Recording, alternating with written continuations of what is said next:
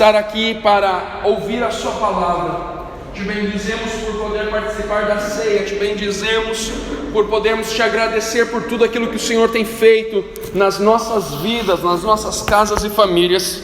Mas nesse momento em especial, nós estamos pedindo sobre a palavra que vamos abrir, ler e compartilhar. Pai, nós pedimos em nome de Jesus, fale aos nossos corações, traga a graça, a verdade, manifesta a sua bondade, mas acima de tudo, revele ao nosso coração aquilo que precisa da sua parte dentro de nós, e também aquilo que precisa sair de dentro de nós que não é da sua parte.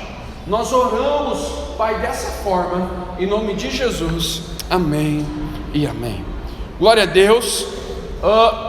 Antes de você abrir, eu quero ler dois textos, depois nós vamos abrir no texto principal e aí você pode acompanhar a leitura. Os dois primeiros textos que eu quero ler se encontram em João 20 e 29, caso você esteja anotando, que fala o seguinte: então Jesus lhe disse: porque me viu, você creu?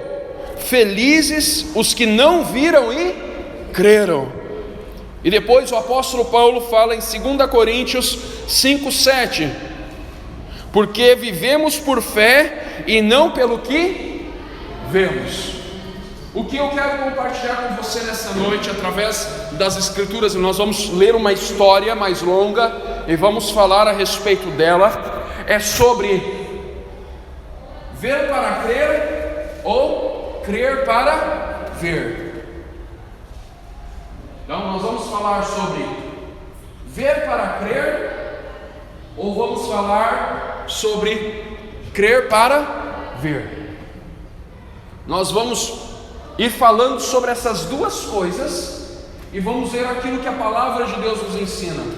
Jesus aqui, o primeiro versículo que nós lemos, ele faz o seguinte comentário: vocês estão dizendo que creem em mim porque vocês veem os milagres, você vê o morto levantando, você vê a multiplicação de pães, você vê o paralítico andando, você me vê. Agora, felizes são aqueles que não me viram e creram. De quem Jesus estava falando? De nós, de mim e de você. Então quer dizer que a gente é feliz. A gente é feliz porque a gente não viu ele e a gente creu nele. Agora, o apóstolo Paulo continua falando também que nós vivemos por fé e não pelo que nós vemos. Agora, nós somos levados, infelizmente, a olhar para as circunstâncias. Nós somos como Pedro, quando Jesus manda ele descer do barco, e ele desce, ele começa a andar, e daqui a pouco ele olha para o mar que estava agitado, e aí o que acontece? Ele começa a afundar. E a gente sempre ri de Pedro, mas Pedro foi o único homem que andou sobre as águas, tirando Jesus. Foi o único homem que andou sobre as águas. Então não dá para rir de Pedro. Pedro foi o mais crédulo dos incrédulos. Ele foi. Agora, a grande questão na nossa jornada de fé é que muitas vezes nós somos como Pedro.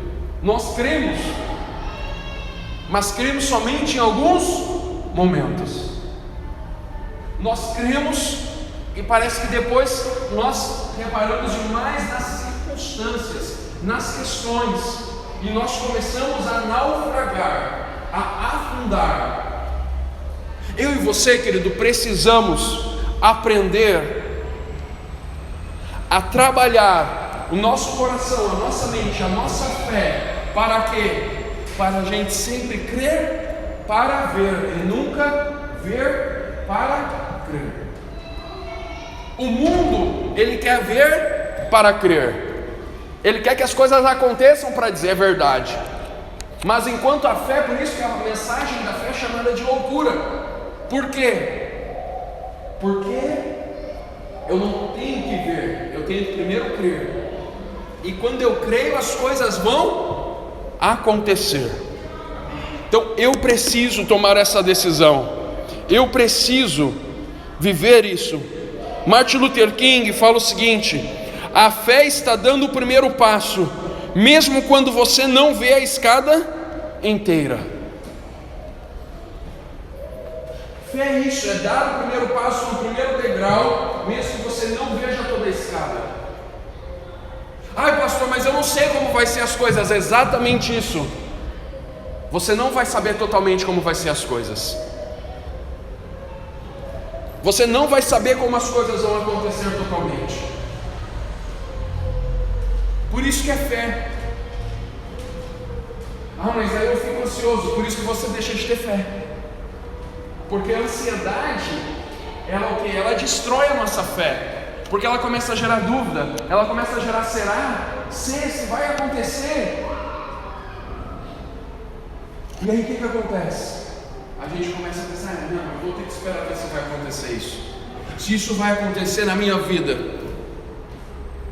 O que eu quero falar para você hoje, e essa mensagem não é para quem não vê, essa mensagem é para nós que estamos aqui, é que crer é a escolha.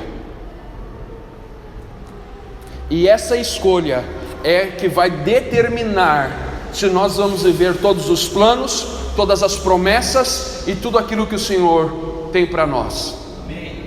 Porque Deus pode até prometer, Deus pode até dizer, mas se nós não ligarmos aqui na terra, não vai acontecer. Se nós não manifestarmos a nossa fé aqui na terra, não vai acontecer.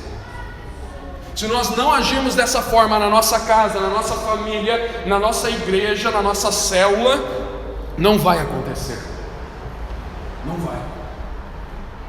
Agora, a grande questão, gente, é lutar contra a nossa ansiedade, é lutar contra o nosso vitimismo, é lutar contra as circunstâncias, é lutar contra algumas barreiras mentais que nós temos da nossa cultura. Nossa cultura sempre está dizendo que não vai dar, que não vai acontecer, do nosso pessimismo, que não vai acontecer nada. Isso é uma decisão nossa, e eu quero mostrar para você um homem que tomou uma decisão de lutar contra isso. Muitas vezes nós vemos algumas pessoas entrando na igreja, e quando elas entram na igreja, o negócio começa a acontecer, milagre, começa a ver salvação, transformação, começa a ver um monte de coisa, e a gente pensa assim, o que essa pessoa tem de especial? Ela não tem nada de especial, simplesmente ela crê sem barreiras. Ela crê sem barreiras, ela não tem a barreira do coitadismo, ela não tem a barreira do vitimismo, ela não tem a barreira da incredulidade, da ansiedade, ela não tem barreira, ela crê. Ela crê. Agora, crer é uma decisão. E eu quero agora que você abra a sua Bíblia em Gênesis capítulo 15.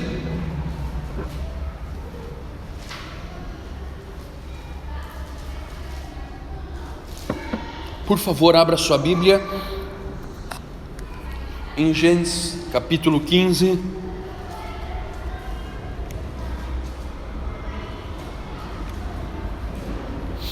Versículo 1 e seguintes. Gênesis 15, 1 e seguintes.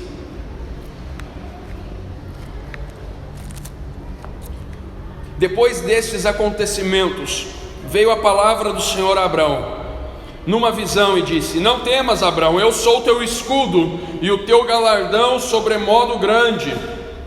E o teu galardão será sobremodo grande.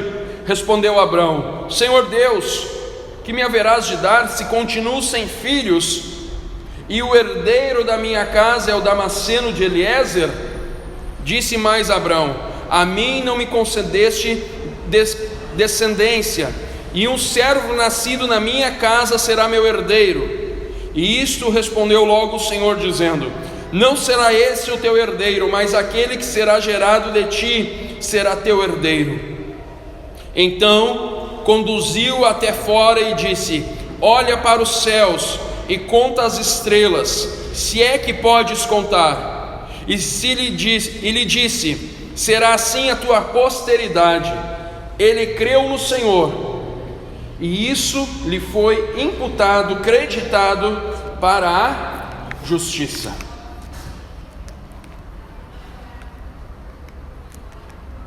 Você sabia que por causa disso aqui, desse texto, Abraão foi considerado um dos pais da fé? Por causa desse texto, por ele crer. Agora perceba comigo, ele já era velho, Deus já tinha prometido que a descendência dele seria grande, mas ele estava dentro da tenda dele. Quando ele era bem mais novo, Deus falou: sai da terra do teu pai, da tua mãe, sai que eu vou te abençoar, te farei uma grande nação. E ele foi. Só que ele e a esposa dele, a Sarai, não tinham conseguido ter filhos. E novamente Deus aparece para ele e fala: cara, eu vou cumprir na sua vida a promessa que eu te fiz. E ele falou: como? Se eu não tenho filho? E quem vai ser aqui o meu amo, aqui o meu servo? Um Damasceno, Eliezer, ele vai herdar tudo. Eu não vou ter posteridade, eu não vou ter descendência. E Deus fala: sai da tua tenda, vai para fora. E ele vai. Deus fala: olha para as estrelas. Em Porto Alegre não dá para ver o céu muito estrelado, mas no interior e no deserto ainda mais, o céu é estreladíssimo. E ele fala: se tu conseguir, conta, assim será a tua posteridade. Assim será a tua posteridade. Pergunta já para o dia 26: quantas estrelas tem no céu? Mais do que toda a areia da terra. Olha só, mais do que toda a areia da terra. Quanta areia tem na terra? Dia 26, então tá, tema. Corta, fecha parênteses. Mas voltando, querido. Perceba, Abraão já tinha uma promessa. Abraão tinha obedecido até uma parte da ordem de Jesus, porque Jesus apareceu para ele, houve uma teofania. Deus apareceu em corpo para ele, quando ele saiu da terra do pai dele. Ele era um cara obediente a Deus, mas as circunstâncias da idade, das dificuldades da mulher engravidar, tinham feito ele deixar de crer. E Deus vem e fala para ele: grande será a tua posteridade. Ele fala: Senhor, não tem como, eu não tenho nenhum filho. E Deus tira ele da terra. O que eu quero falar para você é: se eu creio, e porque eu creio, eu preciso abrir o meu coração para Deus. Se eu e você expressamos a nossa fé em Deus, se eu e você dizemos que nós acreditamos em Deus de todo o coração, com toda a nossa fé, eu e você precisamos abrir o nosso coração totalmente para Deus. Por quê? Por que, pastor, nós precisamos? Porque Deus precisa tratar algumas coisas dentro do nosso coração, e somente na intimidade com Ele vai conseguir tratar os medos, Ele vai conseguir tratar as dúvidas, Ele vai conseguir tratar você intimamente, as suas crenças familiares. Você já ouviu uma frase, hoje está muito popular isso, com essa questão dos psicólogos e até uma parte dos coaches falando sobre crenças limitantes, que nós fomos criados na nossa educação familiar com algumas crenças limitantes, e isso nós levamos para a vida. Uma crença limitante na nossa família, a gente sempre brinca com isso, é que pepino faz mal. É uma crença limitante. Eu fui começar a comer pepino, gente, quando comecei a namorar com a pastora, porque na nossa família comer pepino faz mal. Provavelmente a minha avó, o meu avô comeu pepino, passou mal, e aquilo ficou uma crença: comer pepino faz mal. E aí ficou uma crença limitante.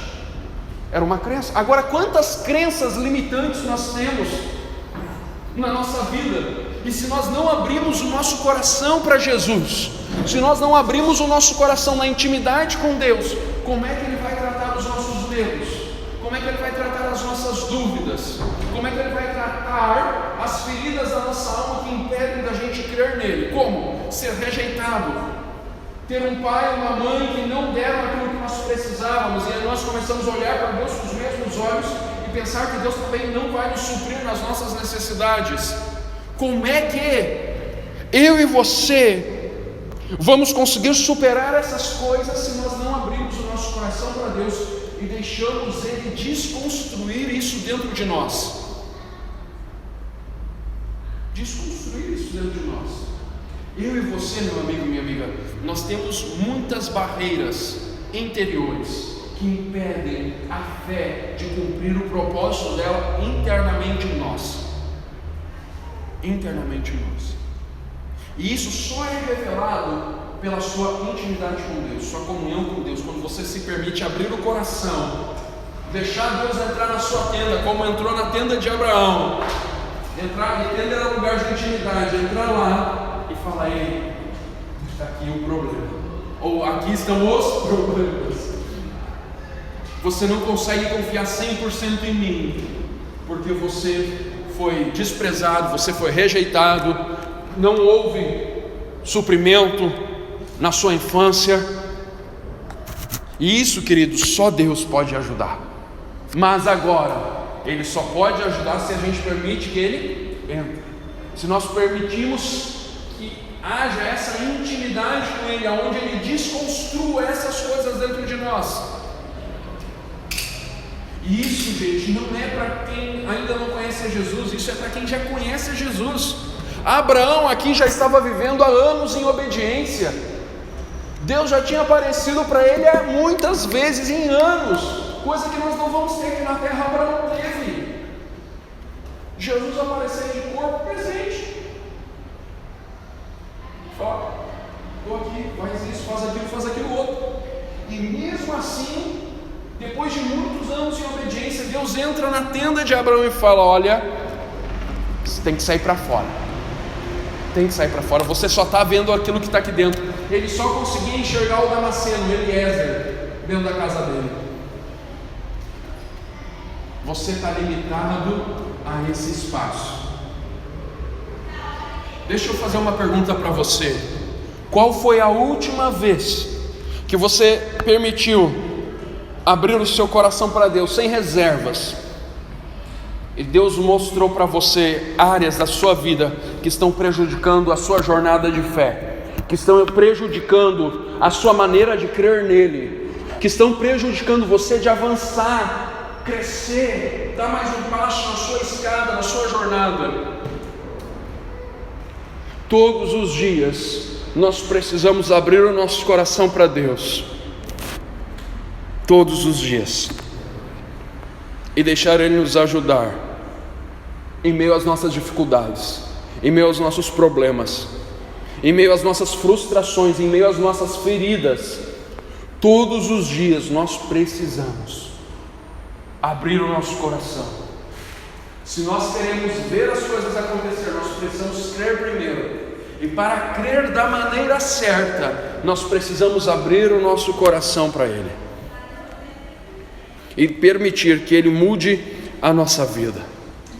Depois de abrir o nosso coração na intimidade, nós precisamos recusar as soluções da incredulidade.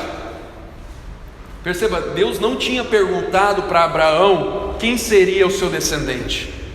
Ele diz: grande será a tua descendência. Ele diz: Deus, eu acho que não, mas tá bom, tem o Damasceno, vai ser o Damasceno. Na incredulidade dele, ele já tinha pensado no plano dele. Na incredulidade da mente dele, ele tinha dito: não vai dar. A incredulidade sempre sussurra para mim e para você algo, ou soluções, dizendo: não vai dar, faz aquilo outro. Não vai dar, faz tal negócio. Não vai dar, não é desse jeito mesmo. A incredulidade sempre tenta criar soluções que não têm a ver com a vontade de Deus. Abraão entrou com uma percepção da realidade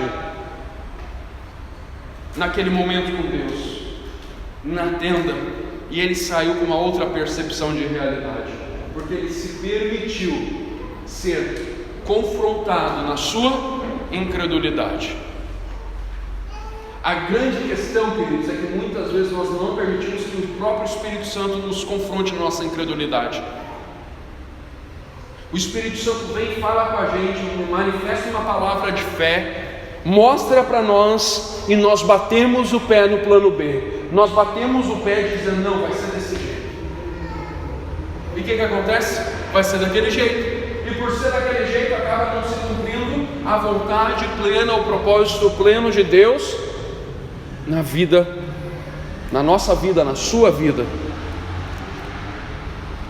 A função da oração não é influenciar Deus, mas sim mudar a natureza daquele que ora. O nome desse cara aportuguesado é Soren Kierkegaard. É o nome daquela parte da Europa lá que parecida com a Rússia. Soren, um grande teólogo.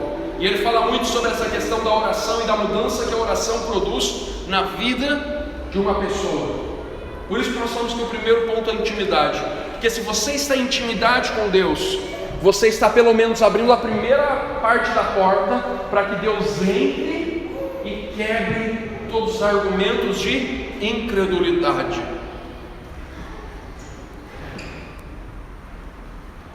Eu fico impressionado com a nossa tendência, e eu estou colocando a minha pessoa junto, de crer mais na incredulidade do que na fé.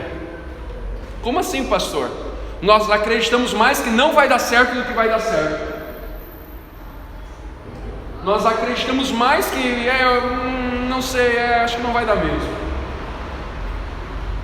Enquanto nós temos Deus do nosso lado, temos a palavra de Deus do nosso lado, dizendo que vai dar certo. Nós olhamos mais para as circunstâncias, não vai dar. Eu falei aqui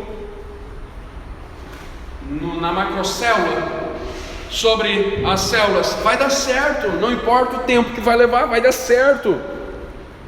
Vai dar certo. Nós acreditamos que vai dar certo.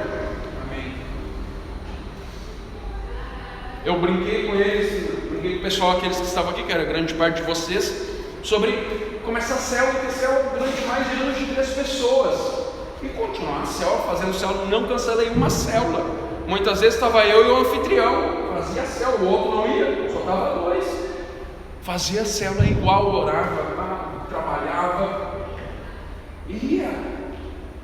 Agora eu podia toda a célula reclamar e dizer: não vai vir mesmo, vou fechar essa célula. Vai vir. 1 ano, gente. 1 ano. 2, 3 pessoas, 2, 3 pessoas, 2, 3 pessoas, 2, 3 pessoas. Agora, se eu começo a dizer com a minha boca que não vai dar certo, não está ninguém lá. Ninguém. O que vai acontecer? Não vai ter ninguém, nunca vai vir ninguém, porque eu estou dizendo, eu estou profetizando a minha incredulidade. Eu estou profetizando a minha incredulidade. E eu tenho que profetizar a minha fé. Eu tenho que declarar a minha fé. A minha fé. Deus chamou Abraão e falou: vai, vem para fora, para. Deixa de ser cabeçudo. Eu já te disse mais de 3 vezes, vem para fora. Olha, conta. Não vai conseguir contar, assim vai ser sua descendência. Assim vai ser sua descendência.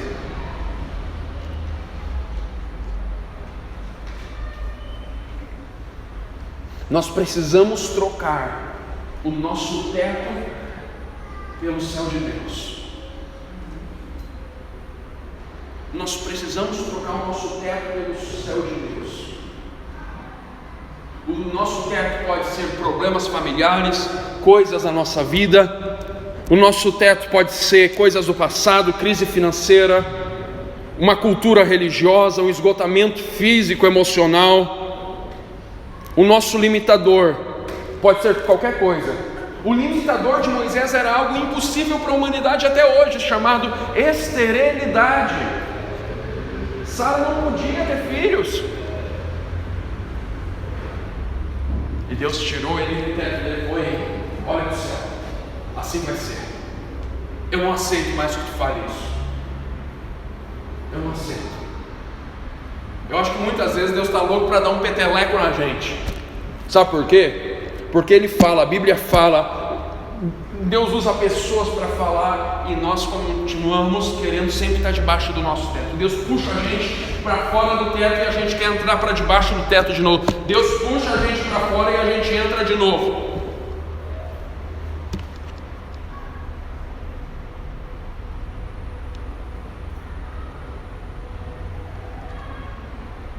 Eu quero dizer uma coisa para você: se você não quebrar, não sair debaixo do seu teto, você vai viver uma vida cristã miserável. Miserável. Filho do rei, mas não tendo nada. Dono daquele que pode fazer tudo, mas não vendo nada. Isso é a pior miséria. A pior miséria é o rico que tem e não usa. E em Cristo nós temos todas as bênçãos do mundo. Agora, se eu não consigo crer, eu não vou usar.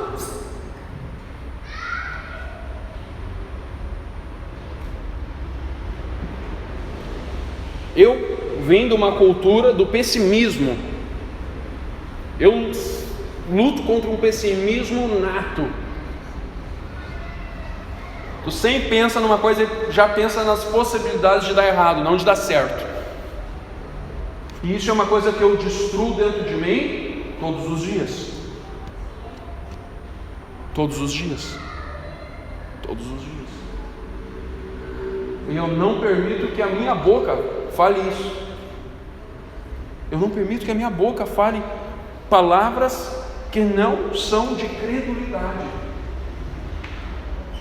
E queridos, eu quero falar isso para você bem claro.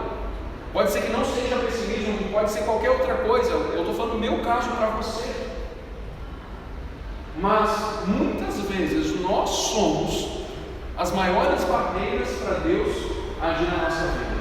E mais do que isso, as nossas palavras são as maiores barreiras de Deus fazer algo sobrenatural nas nossas vidas. Qual é o seu teto?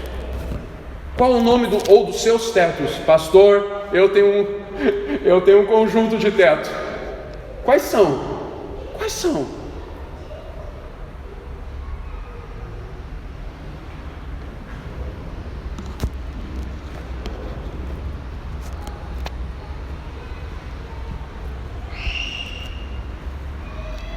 Tudo aquilo que a sua boca fala em fé, de acordo com a vontade de Deus, acontece. Tudo que a sua boca fala em fé, de acordo com a vontade de Deus, acontece. Acontece. Agora, tudo aquilo que a sua boca fala com incredulidade, de acordo com a vontade do mundo e do maligno, também acontece. Porque há poder nas palavras. Agora, qual foi a última vez que você declarou, expressou? Estou trazendo essa mensagem para vocês, mas uma coisa que eu estava orando essa semana, pensando muito essa semana, e eu vi que eu não estou fazendo muito na Seara Porto Alegre, é declarar publicamente, nos cultos, aquilo que eu creio.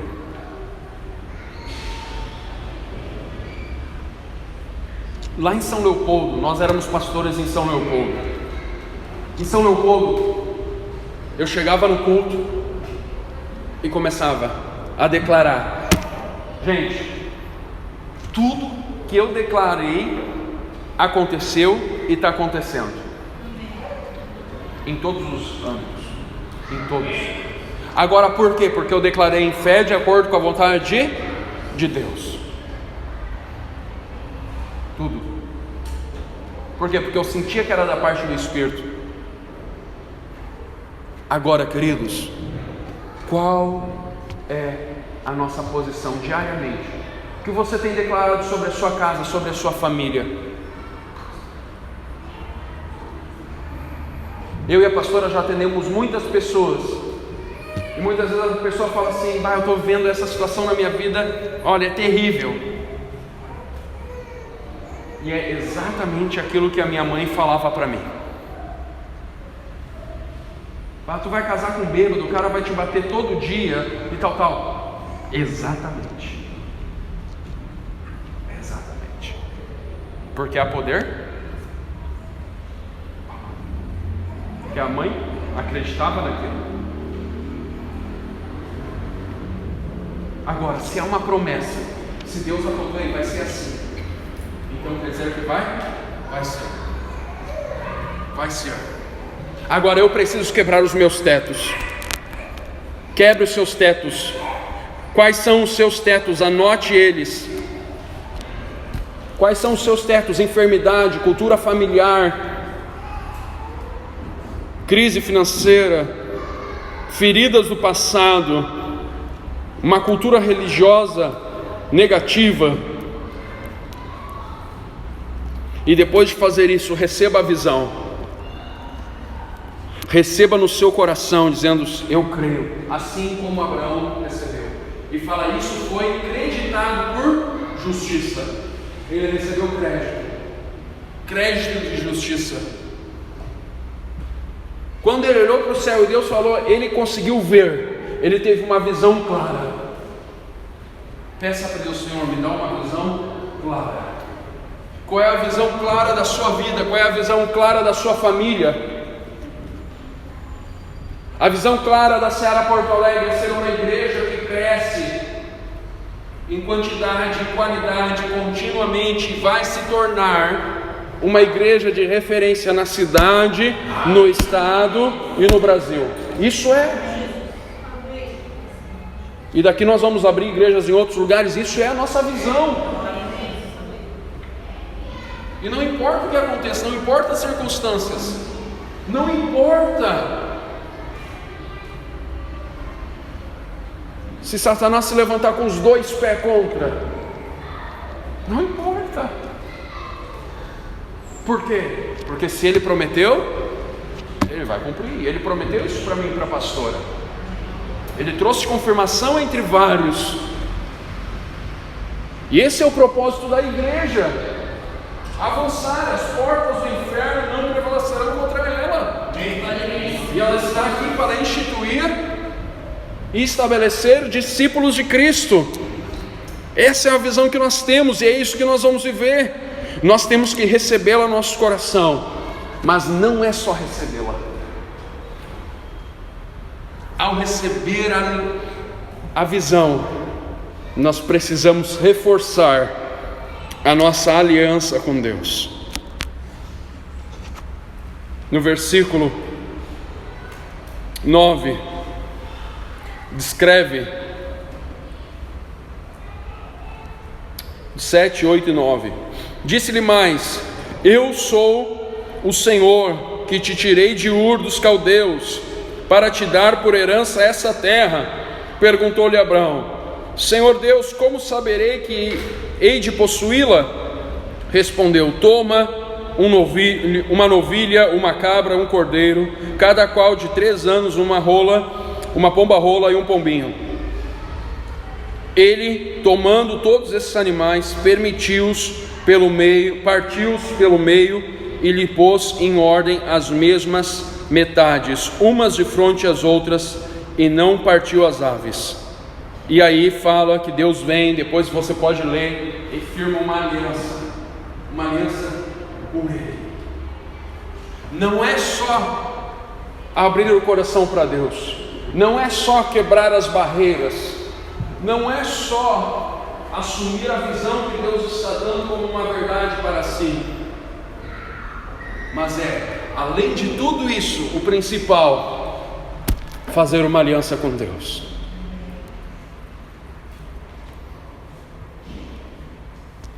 E quando nós fazemos uma aliança com Deus, nós temos a certeza que Ele nunca volta.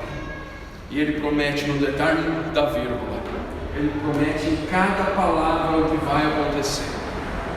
E eu tenho crido a cada dia mais naquilo que Deus prometeu sobre a minha vida. Eu tenho crido a cada dia mais naquilo que Deus prometeu sobre a minha casa, sobre mim e a pastora. Eu tenho crido cada dia mais naquilo que Deus prometeu para nós como igreja, para que Ele vai fazer aqui em Porto Alegre através dessa igreja. E eu creio a cada dia mais na obra que Ele começou na sua vida, naquilo que Ele tem para a sua casa, para a sua família. Mas para isso, meu amigo, minha amiga, você também precisa crer. Crer para que você viva algo extraordinário na sua família, na sua vida pessoal, e para que juntos nós vivamos aqui na Seara Porto Alegre algo sobrenatural da parte do Espírito de Deus. Essa tem que ser a nossa posição. Senhor, sair para fora da tenda e não vou dar mais ouvido à incredulidade. Eu estou vendo já, os meus olhos já começam a não conseguem ver aquilo que o Senhor vai fazer na minha casa, na minha família, na minha igreja e através da nossa igreja nessa cidade. Nós vamos viver coisas extraordinárias. Por quê, pastor? Porque essa é a vontade de Deus. Ele quer que eu tenha uma vida em abundância. Ele quer que a minha casa tenha uma vida em abundância. Ele quer que a igreja seja abundante em vida, para multiplicar vida, para dar vida àqueles que não têm vida, para dar salvação para aqueles que não têm salvação, para que a gente possa viver tudo aquilo que Ele tem planejado por nós e para nós. Agora, voltamos lá no início. É somente pela fé. É somente pela fé em Cristo que nós temos a salvação. É somente pela fé em Jesus que nós vamos ver os planos de Deus se concretizando na nossa vida. É somente pela fé que nós podemos profetizar e declarar aquilo que Ele tem para nós. É somente pela fé. É somente pela fé. Porque se for pela nossa vontade, a incredulidade amanhã domina a gente de novo. Se for pela nossa força, amanhã a gente já não está crendo mais. E aí a gente retrocede. Então confie em Deus, confie naquilo que Ele lhe prometeu, e vamos viver juntos aquilo que Ele prometeu para a nossa casa, para a nossa família e para a nossa igreja nessa cidade. Em nome de Jesus, amém? Fique de pé, vamos orar.